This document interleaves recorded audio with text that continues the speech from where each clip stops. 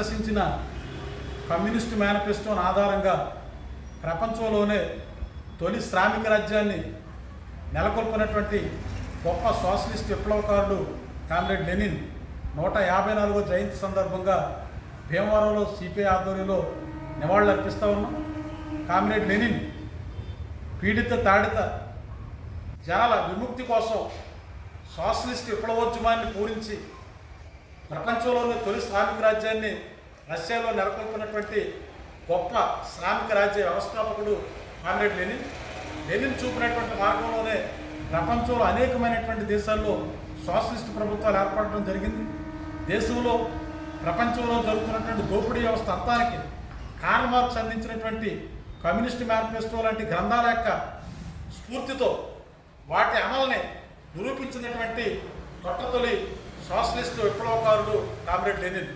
Comrade లెనిన్ను ఆనాడు రష్యాలో ఉన్నటువంటి జార్ చక్రవర్తుల నియంతృత్వ పాలనకు వ్యతిరేకంగా రైతాంగాన్ని, కార్మిక వర్గాన్ని, అణగారినటువంటి వర్గాలని దోపిడీ చేస్తున్నటువంటి ఒక నియంతృత్వమైనటువంటి నిరంకుశమైనటువంటి జార్ చక్రవర్తుల పరిపాలన అంతం చేయించేదానికోసం రష్యాలో రైతాంగంతో కార్మిక వర్గం పైన సంఘటితం చేసి ఒక సోషలిస్ట్ ఉద్యమాన్ని విప్లవాన్ని తీసుకొచ్చి తొలి శ్రామిక రాజ్యాన్ని ఏర్పాటు చేసి ప్రపంచానికే శ్రామిక రాజ్య మార్గదర్శకుడిగా ప్రపంచ చరిత్రలో నిలిచినటువంటి గొప్ప సోషలిస్ట్ విప్లవకారుడు కామ్రేడ్ లెనిన్.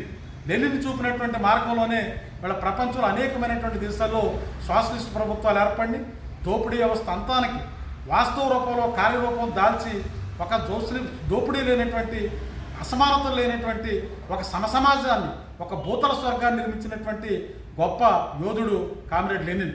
అలాగే ఇవాళ కామ్రేడ్ లెనిన్ భారతదేశానికి కూడా అనుంగమైనటువంటి ఒక ప్రియమైనటువంటి మిత్రుడు.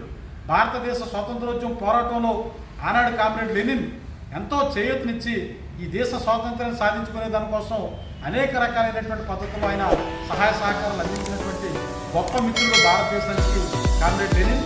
లెనిన్ మరణానంతరం కూడా ఈ దేశానికి స్వాతంత్రం వచ్చిన తర్వాత లెనిన్ని చూపినటువంటి స్నేహస్తం తర్వాత కూడా కొనసాగి ఈ దేశం సర్వతోముఖాభివృద్ధికి, ఈ దేశంలో పరిశ్రమలు ఏర్పాటు చేసేదానికోసం, భారీ ప్రభుత్వ రంగ సంస్థలు రావడం కోసం, అనేకమైనటువంటి ఉక్కు పరిశ్రమలు రావడం కోసం, అనేకమైనటువంటి టెక్నాలజీని, ఆర్థికపరమైనటువంటి సహాయాన్ని అందించినటువంటి చరిత్ర మనం మననం చేసుకోవాలి. ఈ దేశం సర్వతోముఖాభివృద్ధి కోసం, దేశం అన్ని రంగాల్లో అభివృద్ధిని సాధించేదానికోసం లెనిన్ చూపినటువంటి ఏదైతే ఈ దేశం పట్ల చూపినటువంటి అభిమానం, ఈ దేశం పట్ల ఉన్నటువంటి ప్రేమ తర్వాత కాలంలో కూడా స్వతంత్రానంతరం కూడా ఈ దేశం నిలదొక్కుకోవడం కోసం ఎంతగానో దోహదపడినటువంటి అంశం ఇవాళ చరిత్రలో మనం గమనంలో తీసుకోవాలి. ఇవాళ దోపిడీ పరిపాలన అంతానికి లెనిన్ స్ఫూర్తితో ఈ దేశంలో ప్రపంచంలోనే ఇవాళ దోపిడీ లేనటువంటి, ధనిక పేద తారతమ్యంలో లేనటువంటి ఒక సోషలిస్ట్ సమాజ స్థాపన కోసం పూనుకోవాలి. ఇవాళ పెరుగుతున్నటువంటి అంతరాలతోటి జనజీవనంలో తీవ్రమైనటువంటి ఇవాళ బతకడమే కష్టమైనటువంటి పరిస్థితులు నడుకుంటా ఉన్నాయి. ఒక పక్క కార్పొరేట్ వర్గం దేశ సంపద మొత్తం 1% దగ్గర ఇవాళ 50% మించినటువంటి సంపద ఇవాళ ఒక్కరి దగ్గరే ఇవాళ కేంద్రీకృతమవుతూ ఉంది. మిగిలినటువంటి సంపద అంతా కూడా చాలా అట్టడుగున్నటువంటి స్థాయిలో ఉన్నటువంటి వాళ్ళు కనీసం జీవనం సాగించగలిగి రోజువారీ కనీసమైనటువంటి కూలి వేతనాలు కూడా పొందలేనటువంటి అంతరాలు ఇవాళ పెరుగుతూ ఉన్నాయి.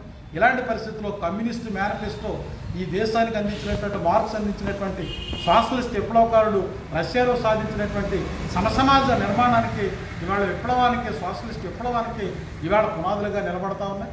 దేశంలో అంతరాలు పెరుగుతున్నంతకాలం, దోపిడీ పెరుగుతున్నంతకాలం, అసమానతలు ఉన్నంతకాలం కమ్యూనిజం అజేయంగా నిలుస్తుంది. కమ్యూనిజమే ఈ శాశ్వతమైనటువంటి పరిష్కారం దోపిడీ వ్యవస్థ అంతానికి. ఇవాళ ప్రజలందరూ కూడా ధనిక పేద తేడా తారతమ్యాలు లేనటువంటి, కులమతాలు లేనటువంటి ఒక సమసమాజ నిర్మాణం కేవలం సోషలిస్ట్ వ్యవస్థ నెలకొల్పడం ద్వారానే సాధ్యమవుతుంది.